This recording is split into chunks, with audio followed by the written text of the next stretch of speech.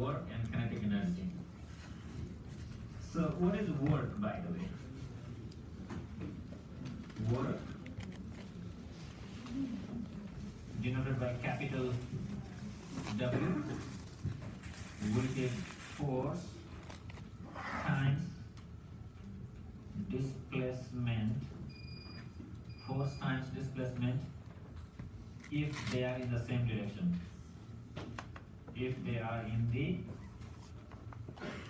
same direction. In other words, there's a box, somebody pulling it with a force F, give me like let's say 5 Newton, just an example, alright? And the box moves, a distance of box goes here, alright? With that force, same force, it's a constant force by the way, remember the force is uniform, alright? Force is uniform, not changing. So that force allows it to move a distance which is called, I call it x, alright, which is, let me give me a number, 2 meter. Then your force, both the direction has along positive x-axis, right? Force also and displacement also. So in that case, your work is simply force times displacement. By the way, times is like a dot. There's a difference between dot product and cross product. We already discussed in chapter 1, all right, when we did the very first class review in the very first class. So that dot product is also called a scalar product. I'll come there why it's called dot product, okay? We'll discuss later, but for now, simply it is the product. So 5 Newton times 2 meter, which is actually 10 Newton meter. The Newton meter is also called what? Joule. What is it called? Joule. Very good, you know it very well. So it's pretty simple thing here. But what happens is, let's say if you have a body and then the force is applied on this direction, you are pulling like a body is on the ground, but you are pulling this way, but the box moves this way. So in this case, your force is here is what? 5 Newton, right? 5 Newton. But now your displacement is along this direction, which is, what is it? 2 Newton, right? Sorry, 2 meter? Is that what we did in the first one? Okay, if you have 2 meter, then what happens is, remember, those two are not in the same direction. Is that right? So what you do, you need to either bring the component of F along x-axis or bring the component of x along f-axis so that both has on the same direction. Is that clear? Let me repeat it. It's a different. Or what you can do, here is the easy thing. If this is along x-axis, x direction, then keep x same and make the component of this force, let's say this angle is, there must be an angle theta, which is, let's say 30 degree or something, okay? So now, if your force is acting along 30 degree or at a certain angle with the displacement, direction of the displacement, and in that particular case, you need to make both of them along the same direction. So you can do it 2 ways. Either take the component of the force along x direction or take the component of displacement along force direction. Is that clear? So now what you need to do is, we know the very usual way, which is the force along x direction will be simple, which is what? Which is, all you do is what? Multiply by? Multiply by what? Cosine of the angle, right? Okay. So now if you multiply by cosine of the angle, then this will be, the component of f along x direction will be f of cosine of theta, right? Is that right? Which is called fx. What else? It's okay? Okay. Fx, right? So your f along x direction will be f times cosine of theta. So this will give like 5 times, I don't want to write Newton again and again, okay? You guys know it very well. So cosine of 30 degree. So this will be what? 4.3. I trust you because you have the calculator. Alright? You have the calculator, so I trust you, which is 4.3 Newton.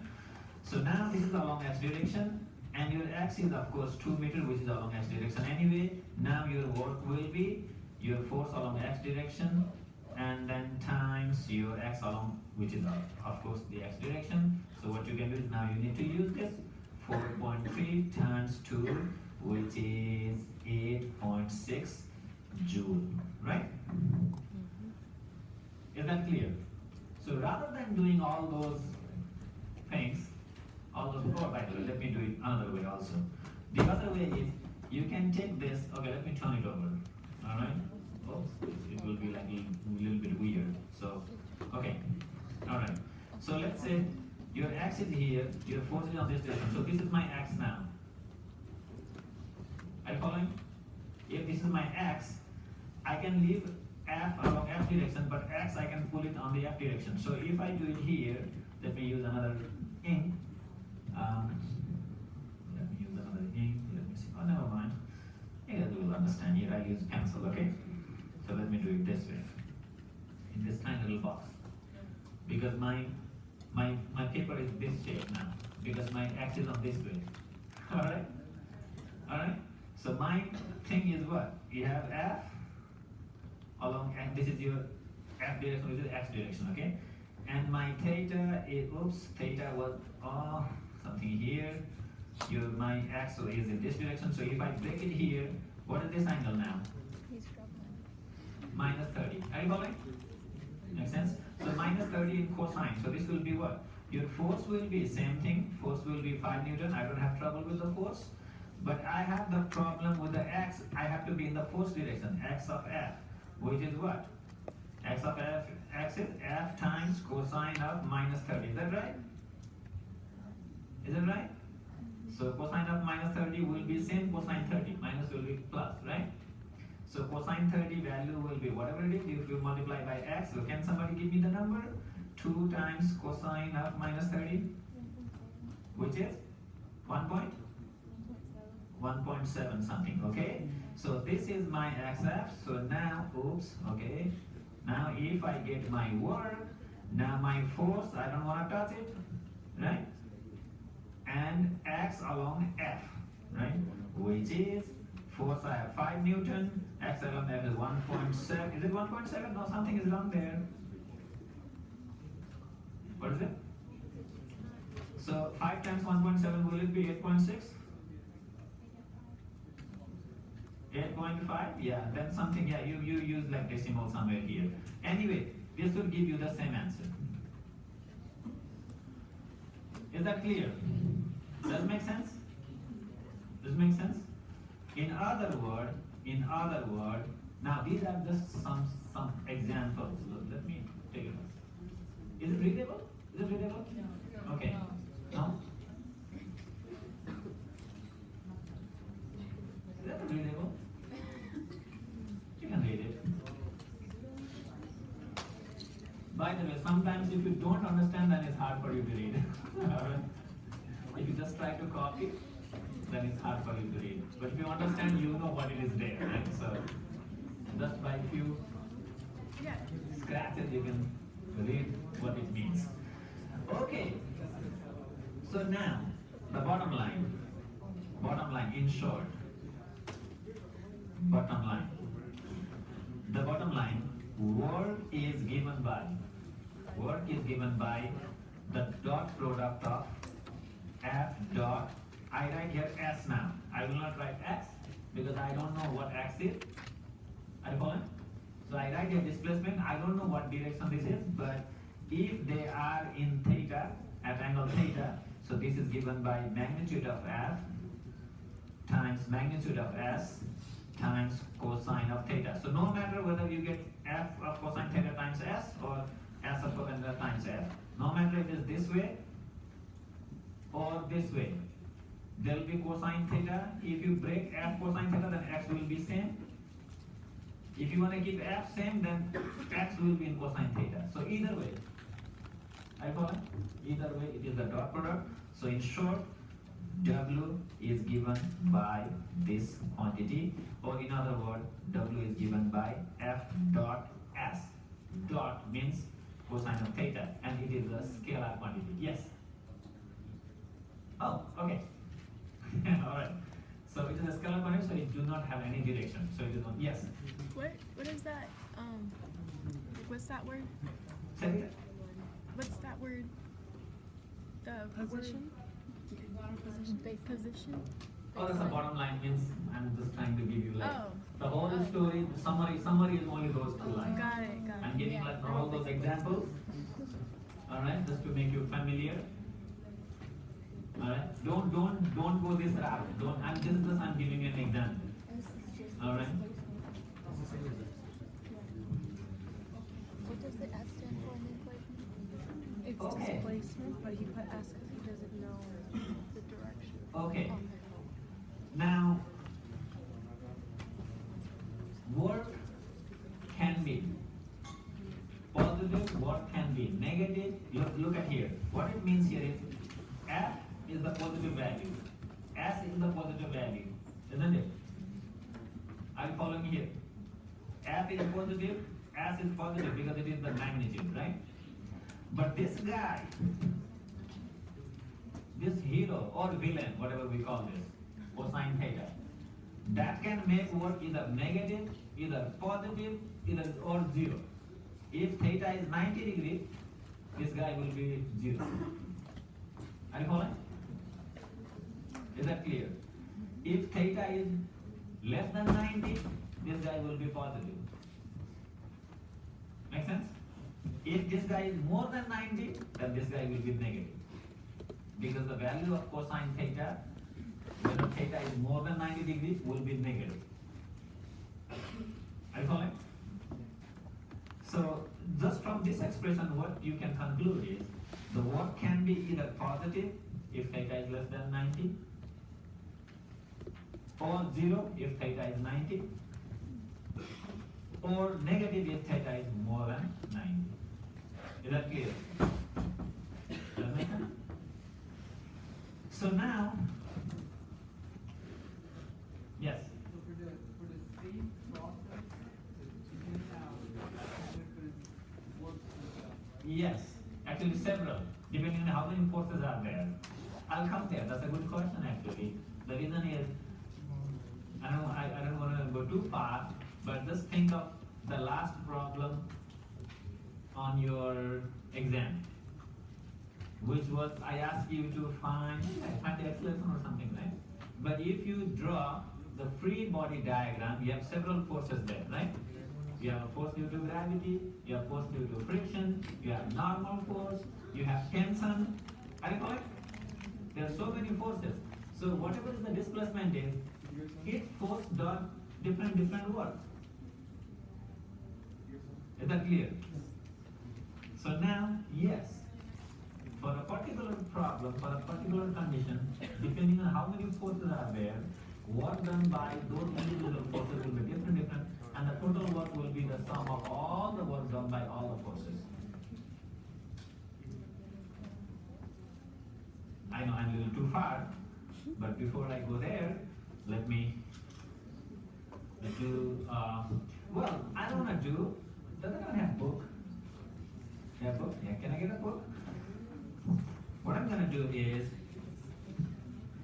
I'll just show you what is done there in one of the examples, okay?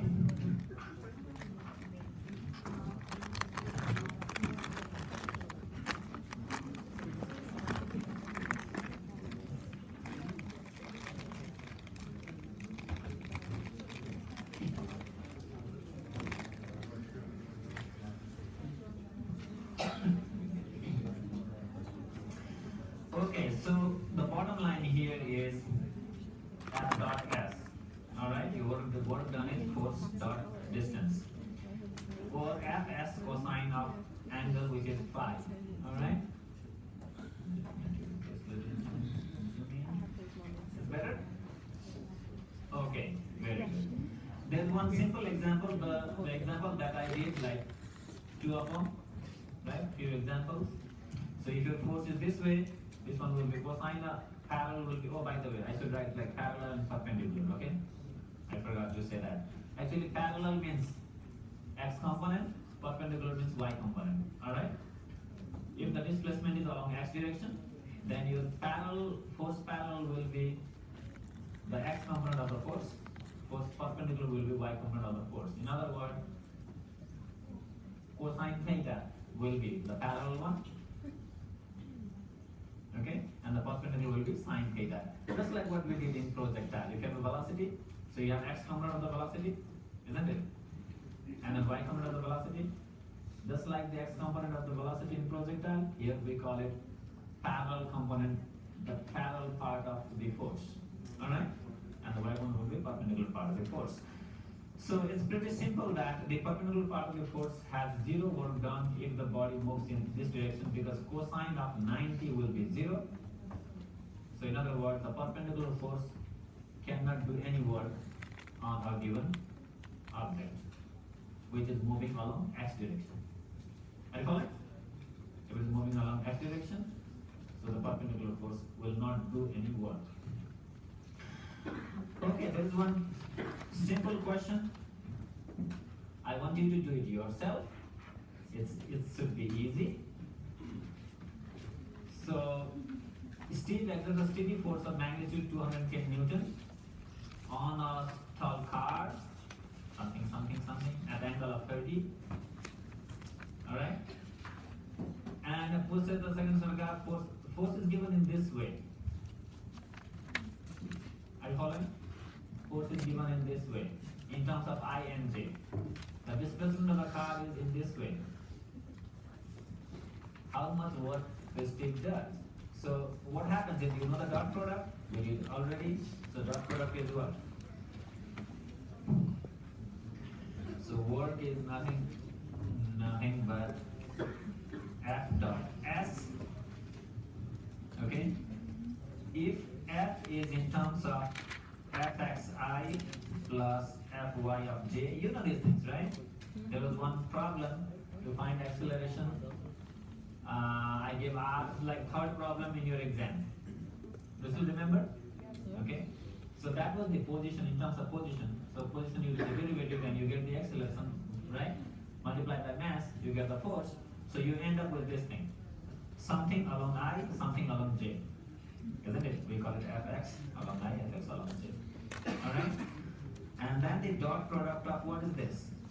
X along I, or you can write Sx is the same thing. X plus y along j. Is that right? Is that right? So now when you multiply it, what happens here? Fx x, because I dot I will be 1. Is that right? Because cosine 0 is 1. We did in chapter 1, the very first. You know, those are the basic things. You should have learned, you should have known before taking this class. Those are simple things. So I dot I is 1, j dot j is 1, but I dot j is what? What is I dot j? 0. Why? Because I and j means I is along x direction, j is along y direction. So that is 90 degree. Are you following? So that is 90 degree. This has 90 degree angle. So cosine of 90 will be 0. Are you following? Because I dot j means what? I, j, cosine of theta. But the angle between I and j is what? 90, which is 0. So I dot j is 0. But I dot I, which is angle is what? What is the angle between I and I? 0. But cosine is 0 is what? 1. Are you following? So I dot I is, angle is 0, but the cosine of 0 is 1, that's why it is 1. Or j dot j is also 1. So in other words, what happens is this I and I will be 1, fx times x, but I and j will be 0. So you want to multiply this and this, it will be 0. So I don't want to write it. Similarly, j dot I, this will also be 0. So this will be 0, this one will also be 0, and then this only survives, which is j and j will be 1. So basically fy times y. So basically, which is fx x plus fy times y. So this is what your work done is. So if you have in terms of x and y, all you have to do is just use fs. If you have in terms of this, what is it? In terms of those things, in terms of your force is also in this, right? And your s is also in this. So this is your fx, this is your fy. Remember, your fy is minus 40. Make sense? And then this is your s, it means what? X of I, y of j. Make Make sense? Right? So fx this times this times this, plus this times this will be your f dot s. Are you following? Make sense? So that will give you the answer. All right? Okay. Excuse me. Okay, so a few more things. That will be the work done. There's one more question. There should be what is the angle or something. Does that say angle? No. Does it?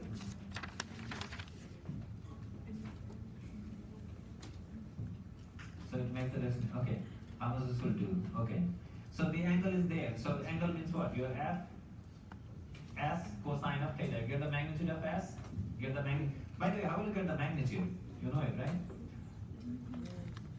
Oh, that reminded me. In your exam one, when I asked the magnitude, many of you didn't. Some of you didn't take the magnitude because your force was in terms. You got the force, which was an acceleration in terms of I and j.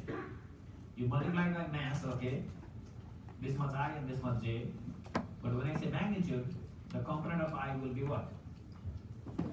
The x component, right? You have to square that and square the y coefficient of y also, coefficient of j also. Square it and add it and take the square root. Are you following? So it's the same thing here.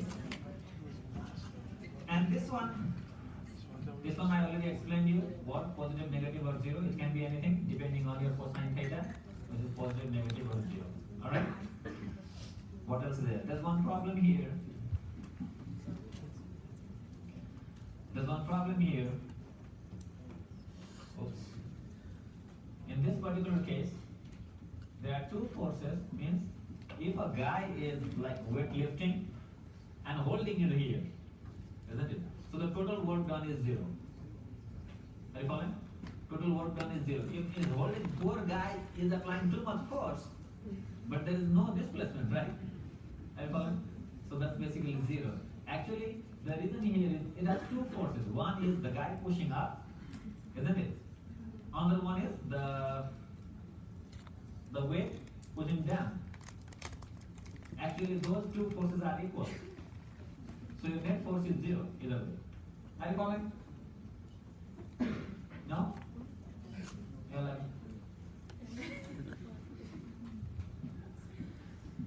are you feeling pity about that guy? Poor guy, right?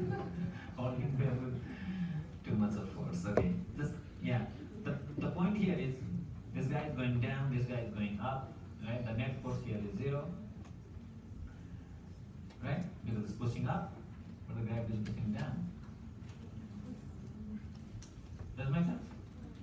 Okay, there's one problem here. This also you can do it yourself, but I'll just show you what's done. There is some load here, and this tractor is pulling it on this direction with a chain. Alright? So how many forces are there? Who can tell me? There are a lot, isn't it?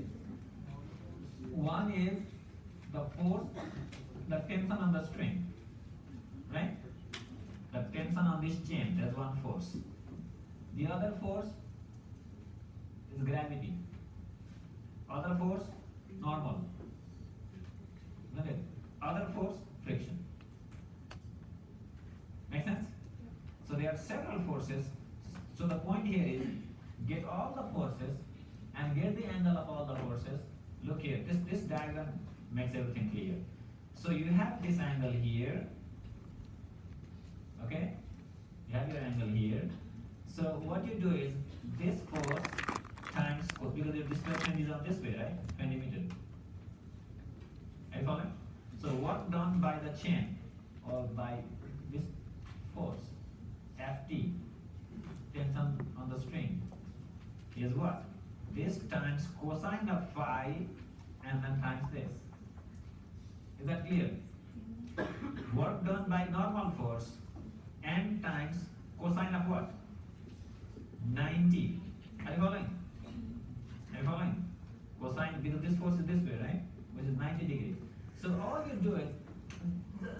same like earlier problem.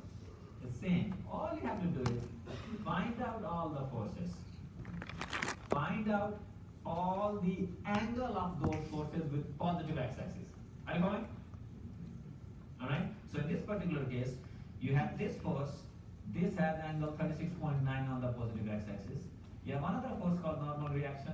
Normal reaction has 90 degrees with the positive x-axis. Are you following? You have another force, something called friction, which has what angle with the positive x-axis? 180. Are you following? So your frictional force has 180 degree with the positive x-axis. You have another force which is called weight. Weight has what angle with the positive x-axis? What is it? 270. You can say 270 or you can say minus 90. Are you following? Are you following? You can say 270 or minus 90. Will give you the same thing. Okay? So you have all the angles of all the forces. All you have to do is get all the work done, which is this force times this of cosine of this angle, this force times this of cosine of this angle. By the way, this will be 0, this will be 0, because 90 and cosine of 90 or cosine of minus 90 will be 0. Are you following? So these two will be 0, this will be negative, this will be positive. Make sense? So all you do is add all the work done. It's that simple. Alright? Alright? So the whole story here is, let me repeat once again, find out all the forces, find out all the angle with the positive axis of all the forces. Alright? Alright? Provided that your displacement is on positive x-axis, by the way. If the displacement is not on positive x-axis, so wherever is the displacement, that displacement you take it as positive x-axis. Are you following? Does that make sense? So the bottom line once again, find out all the forces, find out all the angle of all those forces with the positive x-axis, multiply the distance and force with the cosine of the angle. Alright? Multiply the force, multiply the displacement, and then multiply with the cosine of that angle. Alright? Get all the work done and add all the work done. Of course, there are some minus. If it's minus, then you have to subtract, right? Then you're done. In other words, it's done here. I'll show you this one. I'll just show you. W of this weight, W of normal. This guy will be 0. W of the tension will be what is the force times cosine, right? And W of what is this F? Friction. This will be negative, right? These two will be 0. This and this will be 80 and this one will be minus. Yeah, when you calculate this, it will go minus 70. So all you have to calculate. So it's pretty simple problem there. Now I'll go to the next one.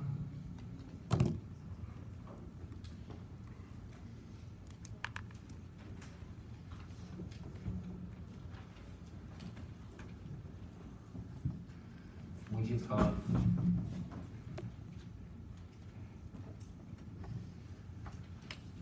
kinetic energy. Actually, this book is a little bit different. The thing is, they should have done first potential energy and then only kinetic energy, but it's okay because there's one more reason why they put the potential energy later, okay, and then kinetic energy before the potential energy. Anyway. Now here's the thing. Kinetic energy is nothing but work done due to motion, or what do you call it? Motion or movement? Work done due to motion. So what do you mean by work done due to motion? Is if it gains a velocity. Alright? If it gains a velocity. Okay? So here's the thing. If a body has here a velocity of v1, let's say, and it goes, get the velocity v2. Let's say v starting velocity is 0 and final velocity is v. Okay, the final is v. If I have these two things and the distance is as usual s, can somebody tell me what is the relation of this v, v0 and s to find the acceleration? What I'm trying to do here is, remember, your work done, kinetic energy is work done due to motion. I call it work done due to motion. So what I'm doing is, okay, I know, work done is nothing but force times acceleration, right? Sorry, force times force times displacement. But force is what? Mass times acceleration. Are you following? Are you following? Oh, okay, there you go. Acceleration, okay. I can get acceleration in terms of s and v and v0. Can I get it? What is it? What is it? V square, v0 square plus 2as. Is that right? Okay. So what will be s? It will be v square minus v0 square divided by, this goes down, right? 2a, this will be s. Is that right? Oops, 2s equals to a. I want a, not s. Okay. Is that right? Is that right? Very good. That's beautiful. So now, what is my acceleration? My acceleration is this. So what is my force? What is my force now? Mass times acceleration, right? Is that right? So mass times acceleration means what? Mass, I leave it like this. Acceleration, I do it v square minus v0 square divided by 2s. Is that right? Is that right? This is my force. Therefore, what is my work done? My kinetic energy is nothing but work done. Work done is what? Force times distance. Is that right? So my force is this guy, m of v square minus v0 square divided by 2s times, I have s there, this guy will go away, right? If the body starts, S-T-A-R-T, starts from rest, then what happens? By the way, let me make it this. Let me make it this. Before I do this, let me do it here, okay? Let me split it first of all. So my kinetic energy will be 1/2 of mv square, right? Minus 1/2 of mv0 square. Is that right? Is that right? All I'm doing is mv square by 2 minus mv0 square by 2. I'm just separating this 2 on both sides. Is that clear? So now if the body starts from rest, which means what? v0 equals to 0. Is that right? Then my kinetic energy will be, this will be 0. So 1/2 of mass times velocity square. So in other words, kinetic energy is nothing but 1/2 of velocity square.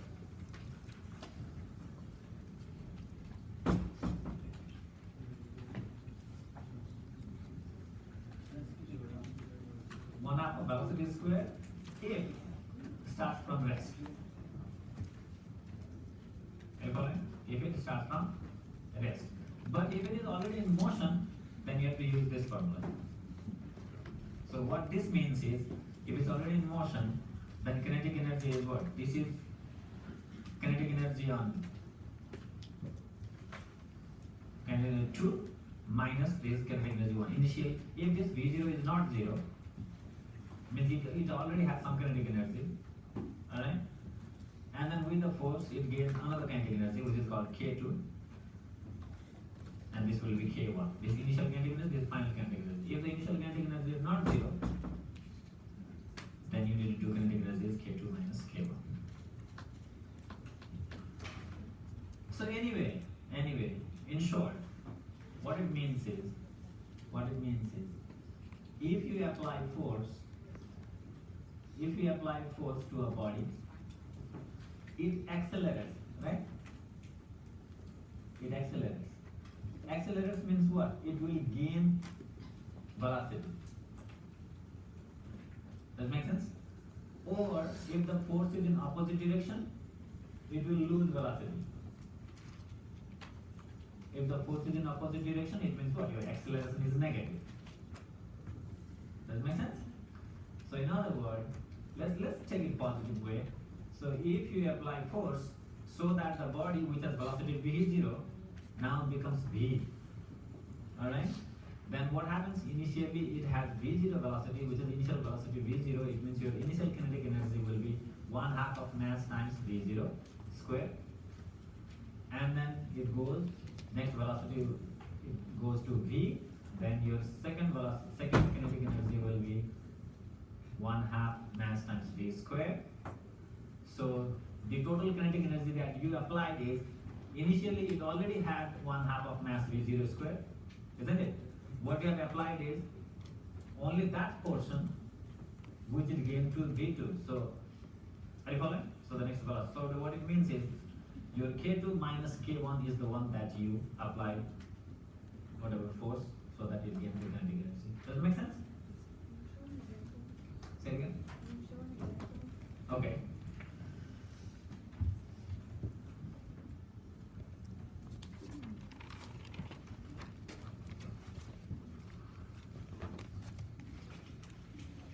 Here's one beautiful thing. Here's one beautiful thing.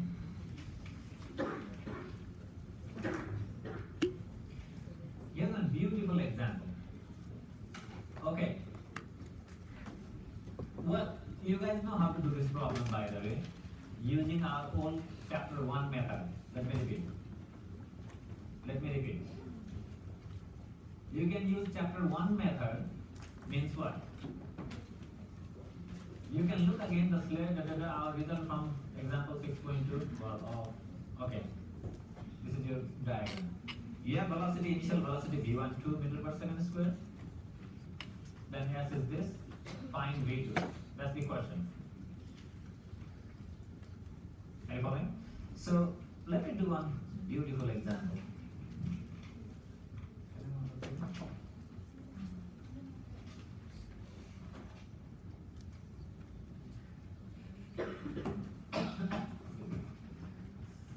Okay, so if you have displacement, if you have v1,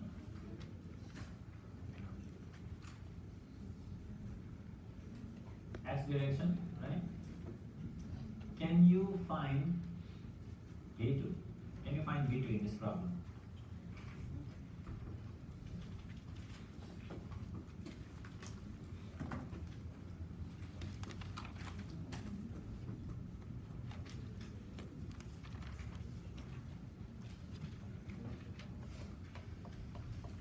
Okay, the question here is, you have a box here and it moves, distance of S is 20 meter,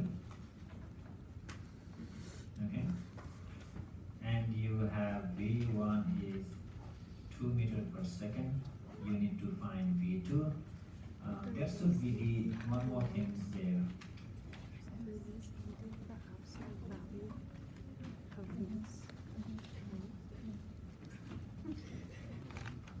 Should be given something there. Speed after 20 meter. Look at example 6. What is 6.2? One more thing is given there, okay? 6.2. Oh, 6.2.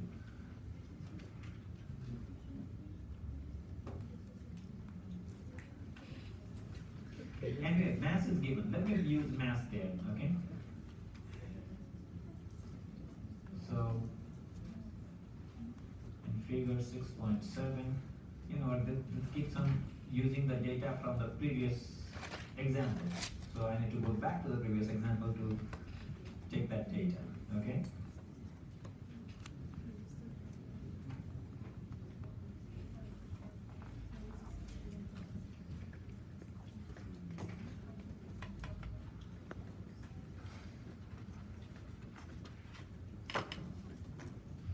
You have angle there. area. Never mind, you know what, I'll make another question. Leave it. Because I have to draw all that card and everything there. That's the continuation of. So let's say, in this particular problem, look here. If you have, in this particular problem, if you have one more quantity here, go back to classical way. You can get V2 if you have one more thing here, right? Either acceleration or time. Is that right? Are you following me? If you have, let's say, acceleration, just use one thing, acceleration or something, then you can get V2 easily from classical way. Does it make sense? What will you do that in that case? Let's say you have an acceleration. Let's say acceleration is what? Something. Just use something. What? Meter per second square. How much? 1.6. 4. Okay. Let's say 4. Let's say 4 meter per second square. Can you find V2? It's simple, right? What is it? V2 square equals to V0 square plus 2AS. Is that right? Is that right? Classical way.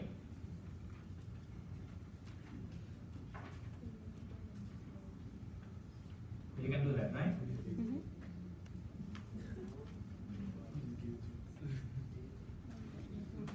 So what is it?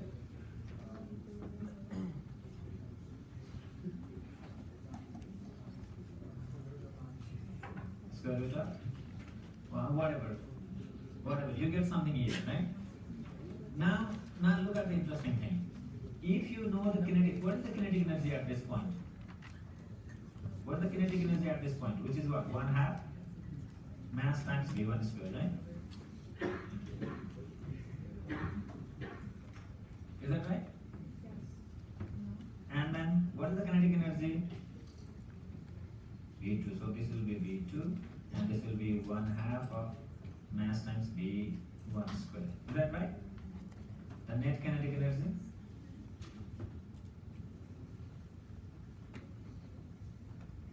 Does it make sense? But this will be what? This will be what? Mass times what?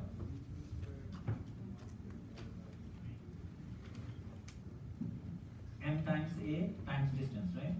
I call it M times A times distance is what? 20, whatever it is.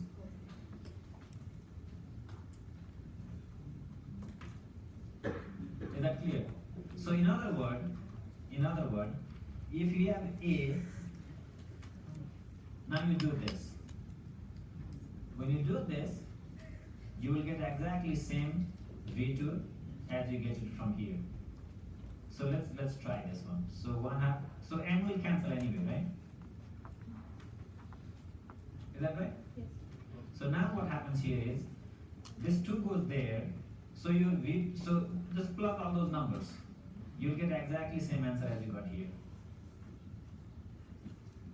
Can you do it really quick? So all you do is V2 square, leave it like this, minus V1. What is V1? 2 meter per second, right? In case of V1, you use 2, mass is not there. Acceleration you use like, what is it, 4, and S you use 20. So when you calculate, you will get exactly same answer.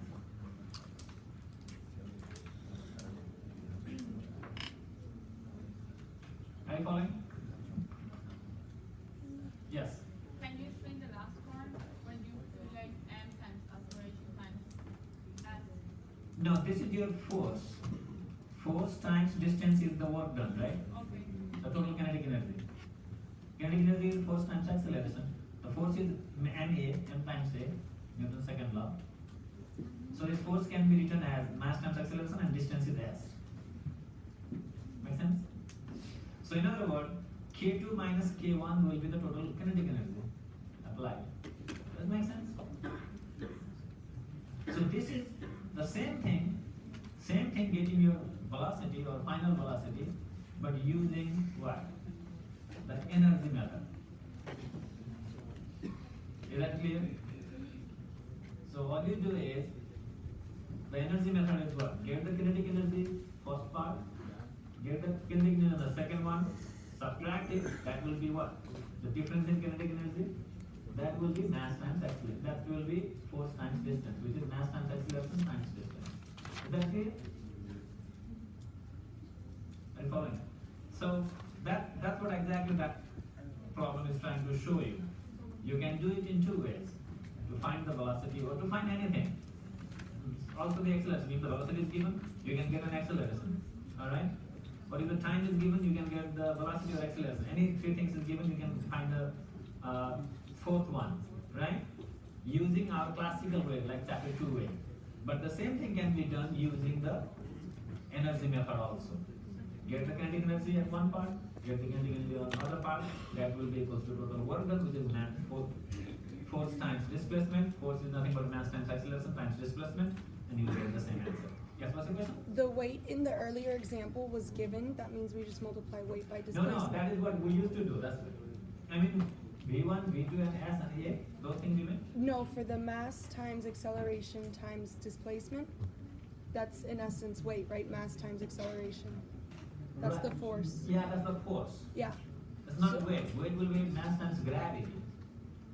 okay, It's a different thing. Okay, Weight but- will be down, but the force will be this. okay, so then, okay, thank you. Right? All right. So now,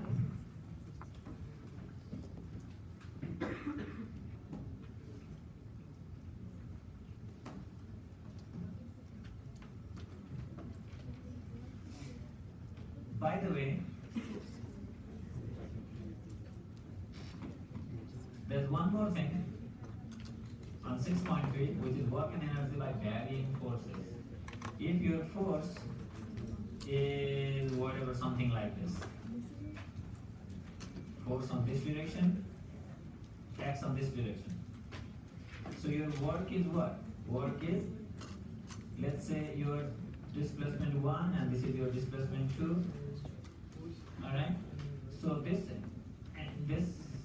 area under this curve, this F is function of X, right? Are you following? So in that particular case, what you need to do is, well, you need to what? How do you get the area? Well, the integral, right? Integral from what? x1 to x2, x1 to x2, and you have your force, which is function of x, and then dx. Is that right? Is that right? So if your force is as a function of x, then all you do is get the integral. Whatever is your point from here to there, whatever is your fx, something I, something j, whatever it is, right? Or in terms of x.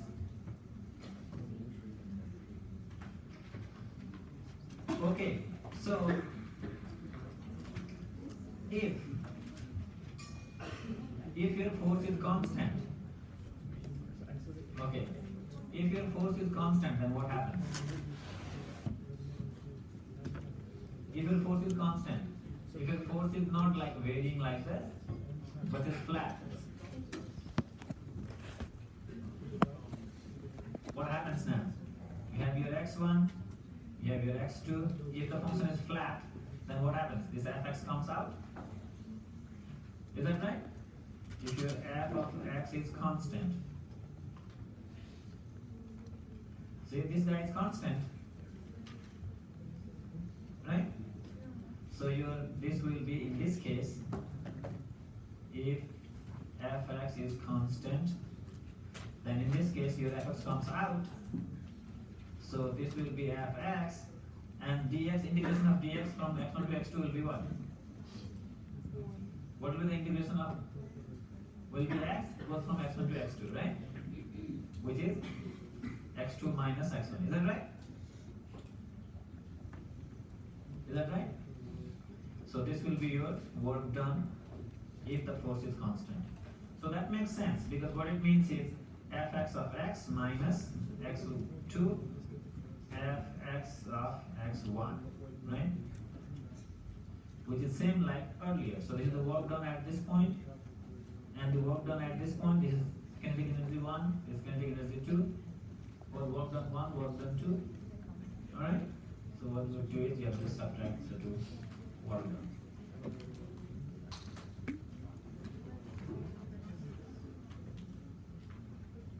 Does it make sense? Or in other words, x1, x2, x1 minus x2 is also s. This can also be written as fx of s. S is simply this is a straight line, so you can just write down the displacement. Okay, how about if you go from 0, starting from 0, now what happens is,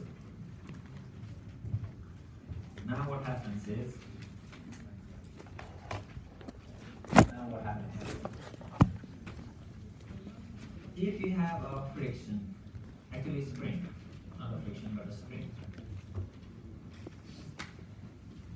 If you have a spring and you pull this spring with a constant force so that the spring moves from this point to this point. This is called x.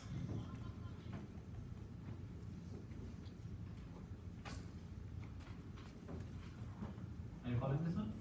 So what happens here is, when you pull this with certain force, the spring also pull backward, right? Are you following? Pull backward. So force due to spring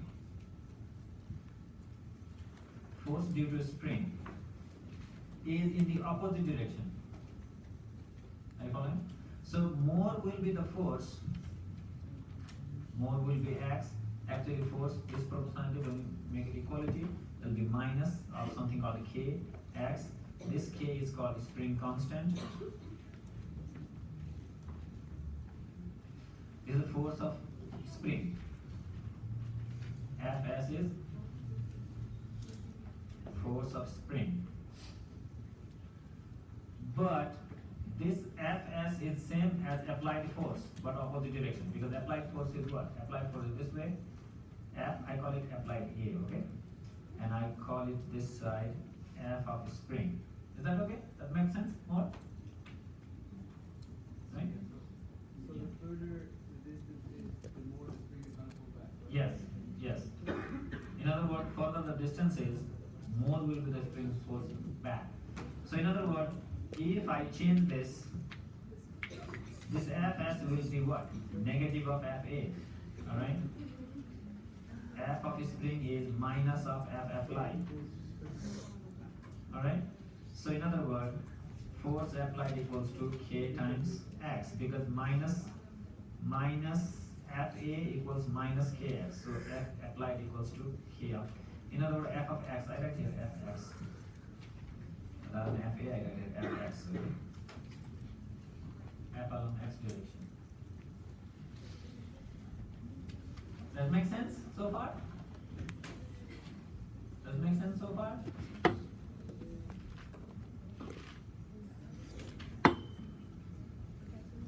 Now, yes. Yes, K is a spring constant. Very good, yes. This K is called spring constant.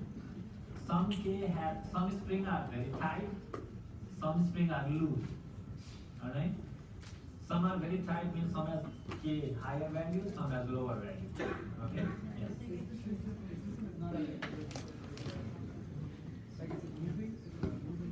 It keeps on moving, but that is called simple. That's another chapter. But for now, we'll stick with this. Alright? So it's not.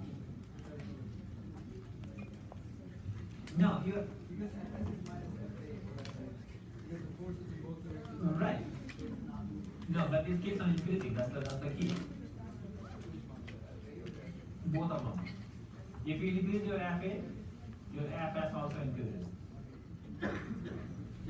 Are you following? Trying? Okay. Wait, yes. So there, for f of s equals negative f of a, you mean negative f of x? Yes. Yes, negative f of x. Yeah, you're right. You're right. Now, excuse me. Now here, look at the beauty here. I'll come back to your question because I think what you are confused is. Let's forget about the spring force, okay? your applied force only. If you apply 1, if your force is 1, your displacement is 1. If your force is 2, your displacement is 2. You agree, right? If you apply like one force, there's a spring. If you apply one force, this move one distance.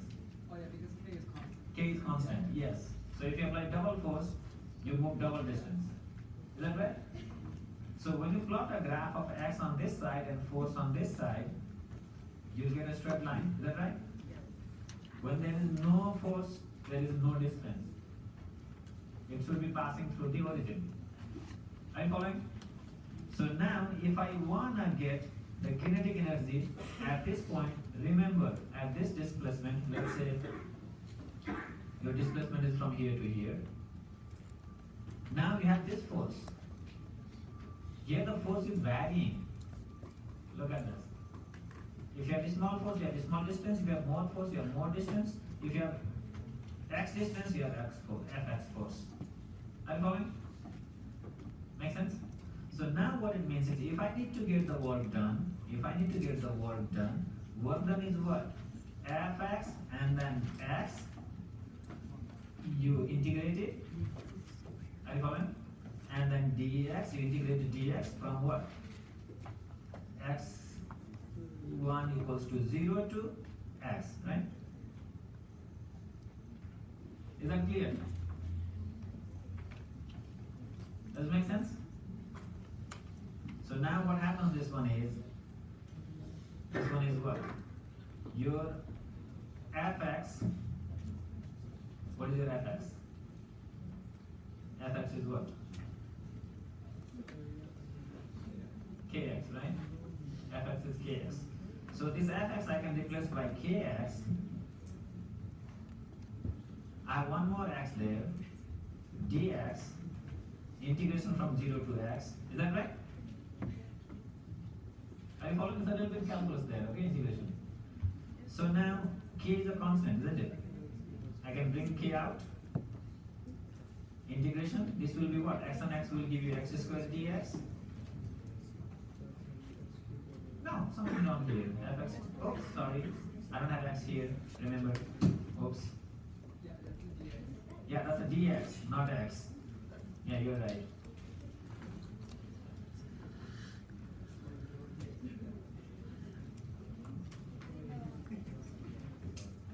Oops. So you have here dx, and this is your fx, isn't it? So fx dx, so x, so it will be what? This will be what? K of x squared over 2, value goes from 0 to x. Is that right?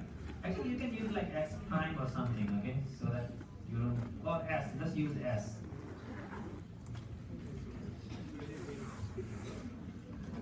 So this will be 1/2 of k and then x squared. Oops. If you put it, you don't need dx. So this will be your work done 1/2 of kx squared if it is with a spring. Does that make sense? So here's the thing. So the point here is,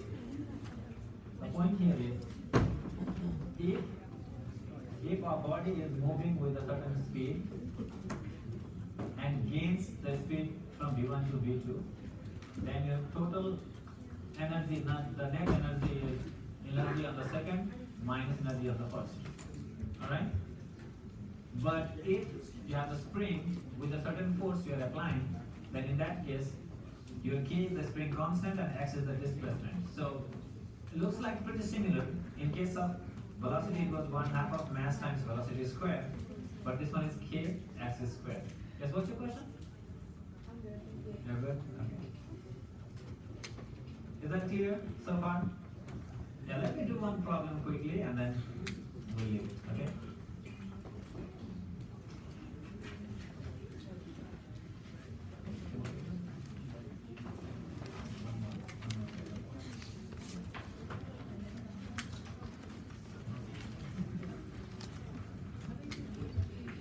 We're still in good shape. So we're up to 6.4, right? Okay.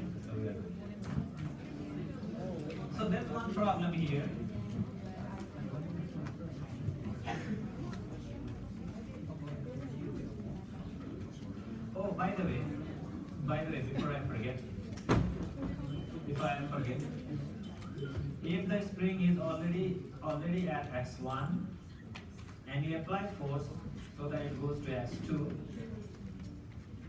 alright, goes to x2, then your work done will be 1/2 of k and then what? K x2 square minus 1/2 of k x1 square. Are you following? Right? So in other words, when in your integration, what is it? Let me recall that, okay? Integration, you had what?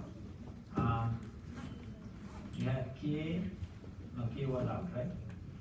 Integration, rather than 0, let's say you have your x1 and x2, and then you have your x dx. Is that right? So this will be what? This will be k, this will be x squared by 2, but it goes from x1 to x2. So this will be k 1/2 k, upper limit x2 squared minus lower limit 1/2 k x1 squared. Are you following? So in the previous example, it was x1 I used 0, right? When it is 0, then this guy is gone, because subtraction this bottom one was 0. But if it is x1 and x2, then what happens is your k x2 squared upper limit squared minus lower limit squared. Okay? So this will be the condition where it is at x1 and then goes to x2 with a certain force applied on the material. Okay, so here's one of the easy problem.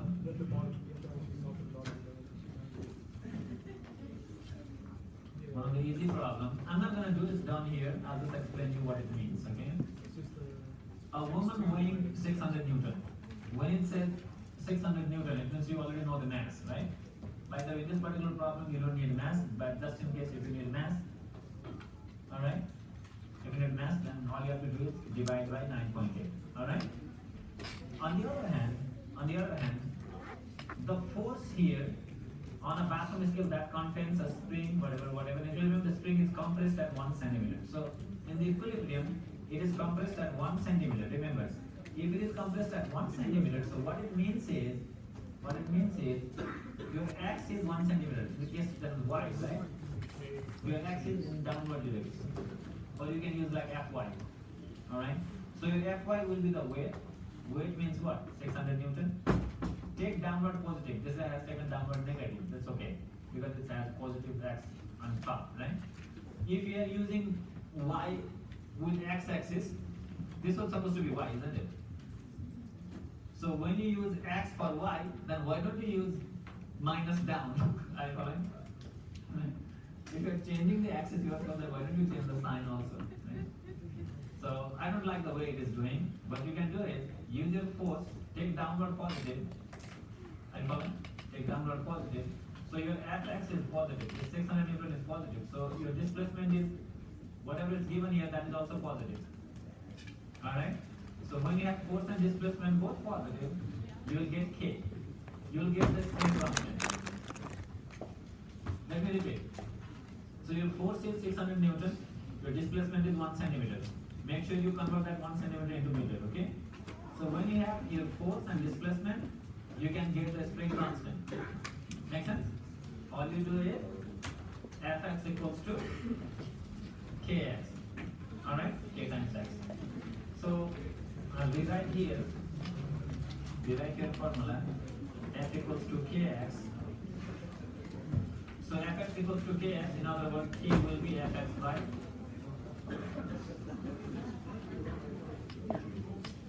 alright. From here you will get the spring constant. So once you get the spring constant, excuse me, we still have time. Why are you rushing? We have 3 minutes more. So once you have K, your formula of kinetic energy is what?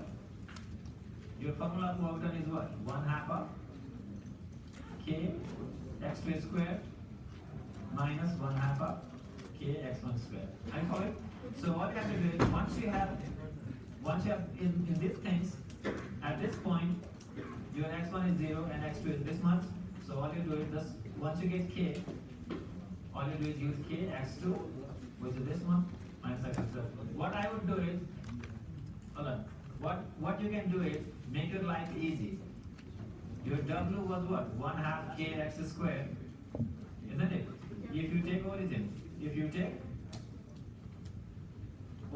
so your origin will be 0. Just use this formula. You don't need to do like x k2 minus, 2 of them. Does it make sense? Oh, okay. What I mean is just use w equals to, instead of using this, just use